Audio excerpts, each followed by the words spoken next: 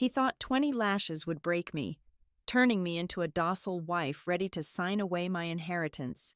He thought his mistress, sipping her martini on my leather sofa, was the perfect audience for this cruel play. He was wrong. With every strike, he was not shattering my spirit. He was manually typing his own digital execution code. Some women weep when betrayed by their husbands. Me. I erase their entire existence from the face of the earth. Hello to all the wonderful listeners of Zoe Revenge Stories. Unfortunately, YouTube has completely demonetized our channel, leaving us without the budget to keep operating and bringing you these tales. If you enjoy today's story, please consider supporting us with just $1 so we can pay our hardworking team to survive and continue creating for you. You can donate by scanning the PayPal QR code on the screen or clicking the link in the description and pinned comment. My name is Piper Payne, and this is my story. The leather cracked through the cool Denver air, landing across my shoulders with a sickening snap. The pain was immediate, a blinding ribbon of white heat that tore through my skin and sank deep into my muscles. That was strike 14, or maybe 15. My husband, Julian, the golden boy of the Colorado tech scene, adjusted his grip on the riding crop. His tailored dress shirt was rolled up to the elbows, a bead of sweat tracing the sharp line of his jaw. He wanted the hundreds of acres of untouched Montana real estate my mother had left me, and he wanted it tonight. "Sign the papers, Piper," Julian breathed, his voice dripping with the cultivated arrogance of a man who had never been told no. He raised his arm again. From the corner of the room, on the sprawling Italian leather sofa we had picked out together, came a soft clink of ice against crystal. Chloe crossed her long, perfectly tanned legs. She was an influencer, a girl whose entire existence was built on sponsored posts and filtered reality. Tonight, she was the audience. She took a slow sip of her martini, her perfectly manicured fingers tracing the rim of the glass.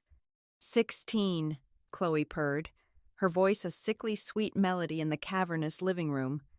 Honestly, Julian, I do not know how you put up with her for 3 years. Look at her, even bleeding on the floor. She just looks so miserably plain. No fight in her whatsoever. Julian laughed, a harsh, echoing sound.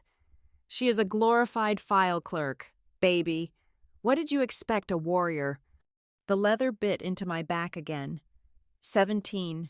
I collapsed forward, letting my cheek rest against the cold hardwood floor. I was not crying. I had not shed a single tear since the first strike. I closed my eyes, but it was not in surrender. I was listening to the rhythmic drumming inside my own chest. 110 beats per minute. 120. I needed the pain. I welcomed the agony tearing through my nerve endings, using it to push my physiology past its normal limits. My smartwatch, secured tightly to my left wrist, was heavily modified. It required a specific biometric trigger to unlock its hidden partition. I needed my heart rate to hit exactly 140 beats per minute. Only true, visceral distress could fake the biometric signature required for the Ghost protocol. 18, Chloe chimed in, giggling as if we were playing a parlor game. You hear that, Piper? Julian sneered, pacing around my prone body. You are pathetic. Tomorrow, you are going back to your little cubicle at Vortex Data Solutions, pushing your little papers, making your little minimum wage. You will tell them you fell down the stairs, and the Montana estate will be under my holding company. He did not know. He had absolutely no idea that Vortex Data Solutions was not a low-level archiving firm. It was a front, a black data clearinghouse and private intelligence syndicate that handled the messes the government could not touch. I was not a file clerk. I was the architect of their crisis management network. 19. The leather tore through the fabric of my blouse, drawing fresh blood. My chest heaved. I glanced down at the dark screen of my watch. 138 beats per minute. Just a little more. Julian stood over me, his shadow swallowing my vision. Last chance. Sign the transfer. He brought the whip down for the 20th time. It was a vicious, tearing strike across my ribs. My breath caught. My heart hammered against my ribs like a caged animal, 141 beats per minute. A tiny, almost imperceptible green light pulsed twice on the edge of my watch face. The encrypted partition was open. I let out a ragged gasp, forcing my voice to tremble, playing the part of the broken, subservient wife he so desperately needed me to be. "Please," I whispered, coughing weakly. "Please, Julian, stop. I will sign. Just let me call my father. Let me hear him tell me it is the right thing to do. If he says it is okay, I will sign everything over to you." Julian paused, the crop hovering in the air. He looked at Chloe, who simply rolled her eyes and took another sip of her drink. Julian's chest puffed out with the intoxicating rush of absolute victory.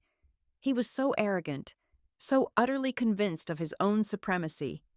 "Do it," Julian said, kicking my phone across the floor toward my face. "Put the old man on speaker. Let him hear his useless daughter give away her inheritance." I reached for the device with a trembling hand, but I did not dial a phone number. My fingers flew across the screen, bypassing the dialer entirely. I entered a hidden, secure internal IP string, launching a peer-to-peer connection that bypassed every cellular network in the country. The line connected immediately. There was no ringing, just the heavy dead air of an encrypted channel, followed by the deep, gravelly voice of my father. "Status," Elias Payne said. I pushed myself up onto my hands and knees. The trembling stopped. The weakness evaporated from my spine. The tears I never shed vanished from my voice. When I spoke, the tone was sharp, cold, and utterly devoid of mercy. "The wolf is in the house," I said, staring directly at Julian's sudden frown. "Burn the forest down." Julian had formulated his entire perception of me 3 years ago. During a rainy charity gala in downtown Denver, he saw a quiet, unassuming woman standing near the back of the room, sipping sparkling water and wearing a dress that did not scream for attention. He did his research. Of course, he discovered my mother had recently passed away, leaving me an absurdly valuable portfolio of undeveloped land in the northern valleys. To a predator like Julian, I was not a person. I was a wounded antelope limping away from the herd. He swept in with his tailored suits, his blinding white smile, and his practiced charm, assuming my silence was a symptom of a weak, easily molded mind. He thought he was the mastermind of a grand seduction. He believed he was isolating me from the world, carefully grooming me to hand over the keys to my kingdom. He never realized he had simply walked blindly into an open cage that I had unlocked specifically for him. He thought he was playing a high-stakes game of chess. He did not know I owned the board. His hubris was almost comical, extending to every facet of his life, especially his sloppy indiscretions. I had known about his influencer pet, Chloe, for exactly 11 months and 14 days. Most wives would have thrown a plate, hired a sleazy divorce attorney, or confronted the mistress in a dramatic public spectacle to fight for their marriage. That was amateur hour. Instead, I took my black coffee to my desk at Vortex Data Solutions and simply cracked his digital life wide open. I read every supposedly encrypted message he sent her on secure chat applications. I traced every wire transfer he pushed through dummy accounts to fund her pathetic illusion of a high society lifestyle. The luxury vacations to the Maldives, the authentic designer handbags she flaunted to her 3 million followers, the imported caviar she posted on her daily feed. All of it was paid for by dirty money Julian was siphoning from his own investors. Chloe thought she was winning at modern life, completely ignorant that her entire digital kingdom was built on stolen pennies. And I held the master delete key. Society loves a glossy filter, but I only deal in raw data, and her data was filthy. Julian was a man who worshipped surface-level appearances, which is why he completely misjudged my father. To the country club elite, Elias Payne was just a reclusive, old money investor who preferred fly fishing to corporate board meetings. Julian thought my father was a relic of a bygone era, a soft obstacle easily bypassed with a firm handshake and a fake smile. He could not have been more completely wrong. Elias Payne was a former high-ranking operative for a psychological warfare division that officially did not exist on any government ledger. When the intelligence agencies needed to break an enemy state from the inside out without firing a single bullet, they called Elias. Now, he operated the most sophisticated ghost network in the global underworld. He did not sell stocks or bonds. He scrubbed identities, laundered untouchable assets, and made the world's most dangerous cartels and corrupt politicians evaporate into thin air. Julian thought he was scamming a fragile heiress and her retired dad. In reality, he had confidently decided to pickpocket the Grim Reaper. For 3 long years, I perfected the role of the blissfully ignorant spouse. I made him dinner. I nodded blankly when he talked about his complex financial strategies. I let him feel like the absolute smartest man in the room. And while he patted my shoulder and told me not to worry my pretty little mind about his big business ventures, I was meticulously building his empire of dirt. Julian believed he was a real estate visionary, creating a massive, unregulated investment fund that would make him a billionaire. It was nothing more than a glorified Ponzi scheme built on quicksand. He thought he was an absolute genius for hiding the defrauded cash in a labyrinth of anonymous shell companies based overseas. What my arrogant husband never bothered to verify was who exactly had written the code and registered those corporate entities. I did. Every single shell company he used to hide his stolen millions was a digital trap I had carefully coded for him. I gave him the blueprint. I handed him the shovel, and I watched him dig his own financial grave with enthusiastic, unbridled greed. The only reason I had allowed this pathetic masquerade to continue until tonight, the only reason I let him tear my skin open 20 times with a riding crop, was timing. Julian had been moving pieces around the board for 6 months, dodging federal auditors and lying to his panicked investors. But exactly 4 hours ago, he made his final, fatal move. Believing he had finally outsmarted the government regulators, Julian transferred every single cent of his investors' money into a single, heavily encrypted offshore account in the Cayman Islands. He thought he had consolidated his stolen wealth behind an impenetrable firewall. He thought he had secured his golden parachute. He did not know that by putting 100% of his stolen funds into one digital basket, he had given me the exact access point I needed to drain his entire operation. He wanted my inheritance to fund his escape with Chloe. He was not getting a single dime. The trap was fully set. The money was centralized. And the net was finally ready to pull tight. The heavy silence that followed my command was absolute. I dropped the phone onto the hardwood floor, the glass screen cracking upon impact. I did not break my gaze from Julian. I was counting the milliseconds in my head. 1, 2, 3. At exactly 90 seconds after the encrypted signal was sent to my father, the illusion of Julian's perfect life shattered. The entire centralized smart home system of the massive Denver estate deactivated with a violent, concussive thud. The smooth jazz playing through the invisible ceiling speakers was instantly severed.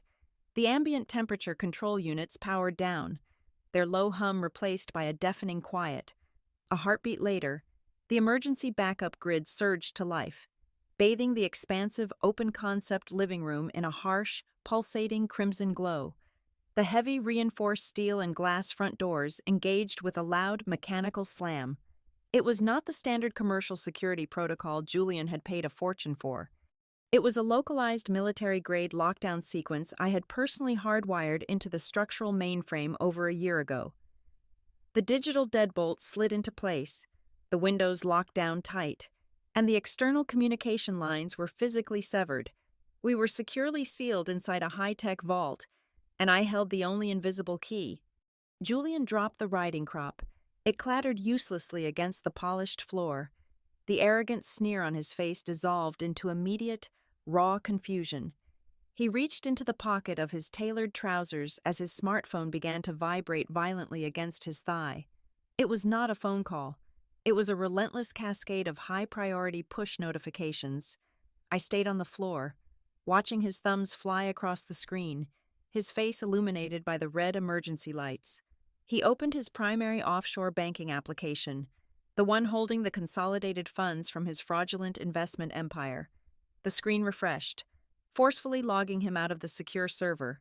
He held the phone up to his face, scanning his biometric data to bypass the security wall. He expected to see his massive stolen fortune intact. At the very worst, he expected to see a frozen account or a balance of $0. He did not get either. The screen flashed a stark, bright white text against a pitch-black background. User not found.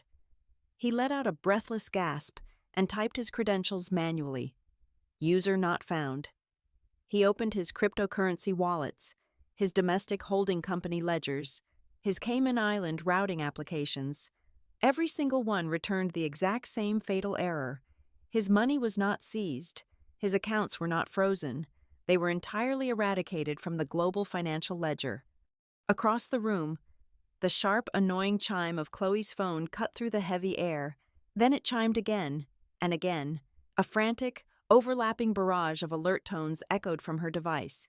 She fumbled with the phone, nearly dropping her crystal martini glass onto the Italian leather sofa. Her perfect, smug expression completely shattered into a mask of pure terror. She opened her primary social media application, the platform where 3 million followers validated her hollow existence every single day. The feed was entirely blank, her verified handle displayed as invalid. She frantically tapped on her email client, swiping down to refresh the server. Connection failed. She tried to log into her digital banking wallet, her credit card portals, her cloud storage containing every single photograph, brand deal contract, and contact she had ever made, within 30 seconds. Every single byte of data proving that she existed on the global network was systematically hunted down and vaporized by Vortex Data Solutions algorithms. Her digital footprint was not just deleted, it was completely sanitized. She was a ghost. "What did you do?" Julian screamed, his voice cracking with a high pitch of pure, unadulterated panic. He was aggressively stabbing at his screen, desperate to find a single working digital lifeline. "What the hell did you do to my network?" When the financial applications failed, his survival instinct kicked in. He swiped to his contacts and hit the speed dial for the local county sheriff. It was the same corrupt law enforcement officer he paid $5,000 every single month to look the other way when his massive zoning permits violated federal environmental laws. Julian put the phone on speaker, waiting to hear the familiar, gruff voice of his paid muscle. There was no ringing tone. The call did not even ping the nearest cellular tower. Instead, a crystal-clear audio file began to play directly from his phone speaker. It was his own voice. "Listen to me, you pathetic badge." The high-definition recording of Julian echoed in the red-lit room. "If you do not approve the Valley development permits by Friday, I will send the district attorney the photos of you and the underage girl at the motel. Do we have an understanding?" Julian's face completely drained of all color, his eyes widening in absolute horror. A calm, synthesized voice abruptly interrupted the recording on his phone. "File successfully transmitted to the Federal Bureau of Investigation Cybercrimes Division." The phone slipped from his trembling hand, crashing onto the floor. I pushed myself up from the ground. Every muscle in my back screamed in protest, the open wounds burning fiercely, but the pure adrenaline pumping through my veins had completely numbed the physical pain. I stood up tall and straight, letting the torn, bloody fabric of my blouse drape loosely over my shoulders. I reached up and slowly, methodically wiped a thin trail of blood from the corner of my mouth. The cowering, submissive, perfectly obedient wife he had beaten down for 3 years was dead. I looked at Julian. I did not see a powerful, untouchable tech mogul anymore. I saw a terrified, helpless insect violently thrashing around in a digital web I had spent years meticulously weaving. I took a slow, deliberate step forward, the predator finally emerging from the shadows to claim the kill. Julian was panting heavily, his eyes darting around the red-lit room like a trapped animal. The facade of the untouchable billionaire had completely evaporated, leaving behind a pathetic, cornered coward. He spun around, his desperate gaze landing on the woman cowering on the Italian leather sofa. "What did you do?" Julian snarled, his voice cracking. He lunged toward Chloe, grabbing her fiercely by the shoulders. "You brought a virus into my network. You clicked on a phishing link on that stupid phone of yours. You let a hacker into my mainframe."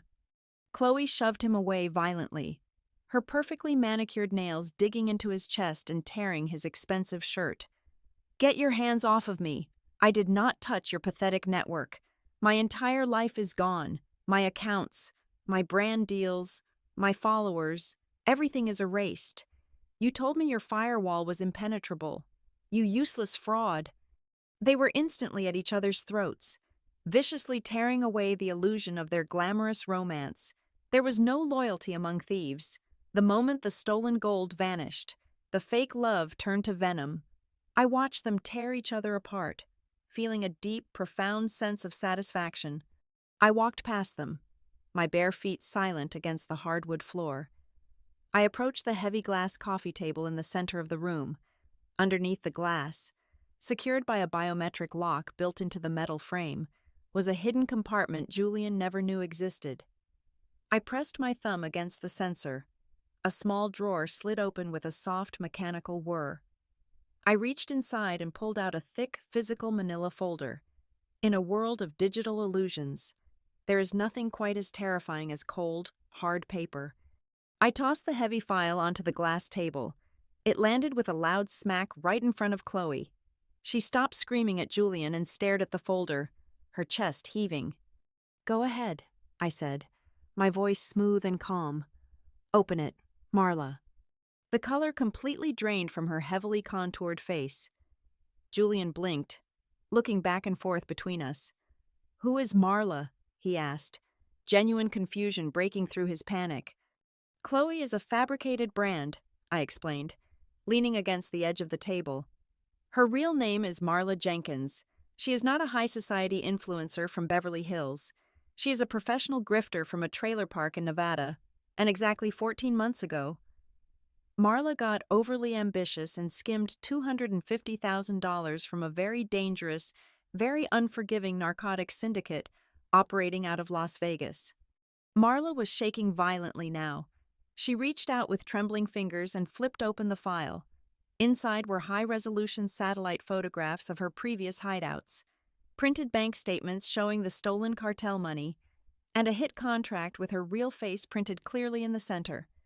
"They have been hunting you across 3 state lines," I continued, enjoying the absolute terror expanding in her eyes. "They do not want the money back. Marla, they want to make an example out of you. They want to skin you alive. You have been hiding behind fake internet protocols and virtual private networks, using Julian's encrypted servers to mask your digital footprint. But since your entire digital existence was just vaporized, you are completely exposed." I offered her a warm, genuine smile. "Do not worry. I did not call the local police. I did something much more efficient. Exactly 5 minutes ago, I bypassed the cartel's encrypted communication channels and sent them the live global positioning system coordinates of this exact living room." Marla let out a guttural, primal sound. It was not a scream. It was the sound of an animal realizing it was about to be slaughtered. She looked at Julian, the man who was supposed to be her golden ticket. "You are broke," she hissed, her voice dripping with absolute disgust. "You are broke, and you got me killed." She forcefully pulled the massive engagement ring off her finger, the one Julian swore cost $500,000. She flung it hard onto the ground. The supposedly flawless diamond shattered against the floorboards, revealing itself as cheap, synthetic cubic zirconia. Marla did not hesitate. The front doors were locked, but the massive floor-to-ceiling windows overlooking the rear patio provided a way out. She grabbed a heavy bronze statue from the console table and struck the locking mechanism with all her might. The heavy doors gave way, swinging open to the freezing air. Marla scrambled through the exit, tearing her expensive designer dress in her desperate rush, before disappearing completely into the pitch-black, freezing Colorado wilderness. I watched the empty, broken window as the icy wind howled into the living room. Julian was frozen in shock, staring at the fake ring on the floor. He did not know the best part of the trick. There were no hitmen currently driving up the mountain. The Vegas cartel had absolutely no idea where she was. I never sent the coordinates. It was an entirely fabricated psychological strike. I did not need to send armed thugs to kill Marla.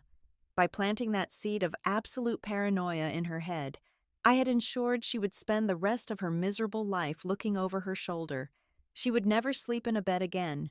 She would jump at every shadow, flee from every loud noise, and live like a hunted rat in the gutters. I did not just ruin her life. I turned her own mind into a permanent cage. The freezing wind howled through the shattered glass, swirling around the massive living room. It was just the two of us now. Julian stared at the broken window where his entire exit strategy had just thrown herself into the night. His breathing became ragged, transforming from panic into a violent, blind rage. He bent down and snatched the riding crop off the hardwood floor. His knuckles turned white as he gripped the leather handle.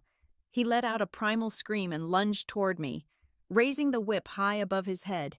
He never got to bring it down. 3 distinct, brilliant red laser dots suddenly pierced through the darkness of the shattered window. One locked dead center on his forehead. The other 2 painted his chest, hovering directly over his wildly beating heart. Julian froze mid-stride, his eyes widening as he stared down at his own illuminated chest. The weapon dropped from his hand for the final time. Before he could even process the snipers in the trees, the heavy reinforced steel front doors, the ones I had securely locked down, were breached. There was no explosion, no deafening crash, just a sharp, pressurized hiss as the military-grade locking mechanisms were effortlessly neutralized. The doors swung open. 4 towering figures stepped into the red emergency light. They were clad entirely in tactical black, carrying suppressed automatic weapons.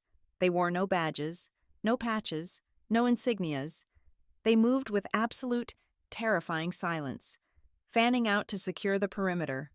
Behind them, stepping over the threshold with the slow, measured pace of absolute authority, was Elias Payne. My father did not look like the retired, soft-spoken investor Julian thought he was. Dressed in a tailored dark overcoat, his silver hair immaculate, he radiated the cold, suffocating presence of a predator who had just trapped his prey. He looked at Julian not with anger, but with the profound, chilling indifference a man might reserve for a cockroach. My father did not speak a single word. He walked to the center of the room, stopped a few feet from Julian, and pulled a sleek, military-grade tablet from his coat pocket. He tossed it casually onto the floor. It slid across the polished wood, stopping right at Julian's trembling feet. The screen was brightly illuminated, displaying a live feed of the United States Federal Database. Julian looked down. I watched his eyes track the lines of code. The screen showed his Social Security file, his birth certificate from a hospital in Illinois 36 years ago, and his currently active passport. One by one, large red banners flashed across the documents. Deleted, purged, erased. Julian gasped, falling to his knees as he watched his entire legal existence evaporate in real time. The digital footprint that proved Julian existed was being systematically wiped from every server on the planet. He was no longer a citizen, he was a ghost. A glitch in the system with 0 rights and 0 identity. "You wanted me to sign the papers so badly," I said, my voice echoing in the dead silence of the room. I walked over and picked up the riding crop he had dropped, trailing the leather tip against the floorboards. "You thought I was fighting to protect a few hundred acres of useless dirt in Montana. You thought the documents I kept refusing to sign were property transfer deeds." I paused, letting the reality sink into his collapsing mind. "There is no land in Montana. Julian, my mother never left me an estate. The paperwork you have been obsessively demanding I sign for the past 3 weeks was a heavily encrypted, legally binding power of attorney contract." Julian stared at me, his mouth opening and closing, unable to form a coherent word. "My company, Vortex Data Solutions, recently intercepted and dismantled a massive global money laundering syndicate," I explained slowly, making sure he understood every single syllable. This syndicate was actively funding multiple international terrorist cells. We needed a fall guy, a proxy to absorb the catastrophic federal fallout when the government finally tracked the shell companies. By aggressively forcing me to hand over the rights to that portfolio, you legally declared yourself the primary shareholder and sole operator of a blacklisted terrorist network. Julian let out a suffocated whimper. The realization of what he had actually done was breaking his brain. "But the money," he stammered, his voice barely a whisper. "My investors' money. Where did it go?" "It did not vanish," I replied coldly. "I simply rerouted the transactions right before the federal firewall collapsed. Every single dollar you stole from those innocent people was funneled directly into highly secure, anonymous trust funds dedicated to supporting victims of domestic abuse across the country. The money is safe, serving a purpose you could never comprehend, but the transaction history I left that right where it was.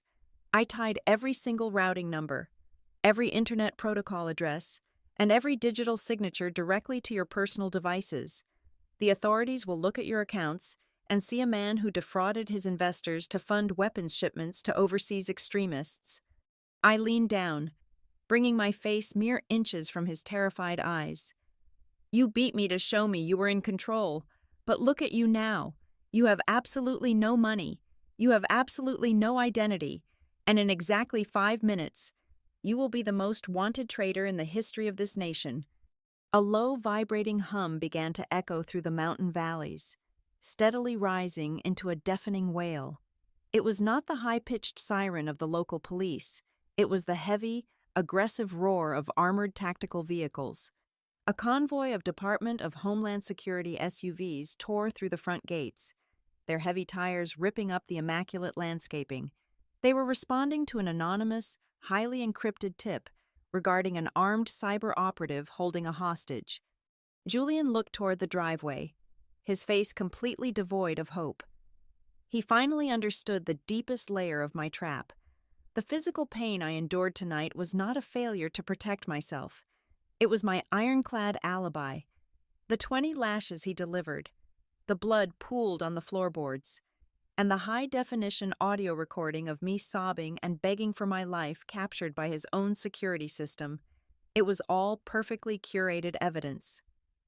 When the federal investigators analyzed the crime scene, they would not see a mastermind who engineered a global financial collapse. They would see a battered, terrified wife who was held captive by a deranged domestic terrorist. I had weaponized my own victimization. My father placed a gentle hand on my shoulder. The 4 tactical operatives faded back into the shadows of the tree line, melting away into the freezing night as if they had never been there. Elias and I walked out through the shattered window, leaving Julian completely alone in the center of the massive room.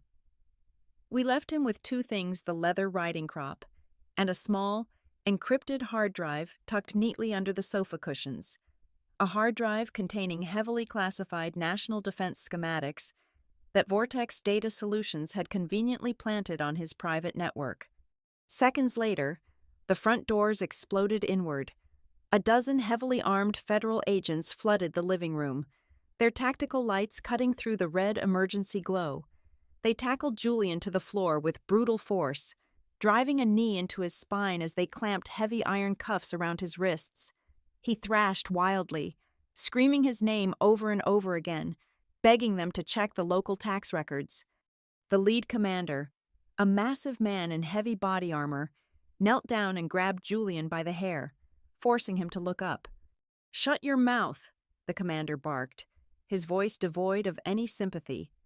"We already ran your biometrics. That name does not exist on any federal registry. You have no identity, no rights, and no lawyer. You are under arrest as a John Doe, and you are going to a place where the sun does not shine." Julian's screams faded into a pathetic, broken whimper as they dragged him out into the freezing snow.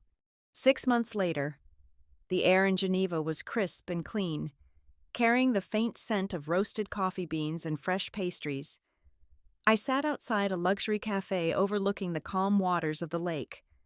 My back completely healed, not a single scar visible under my silk blouse. I took a slow sip of my double espresso, enjoying the bitter warmth and glanced at the sleek laptop open on the table in front of me. I was streaming a brief, heavily redacted segment from an international news network.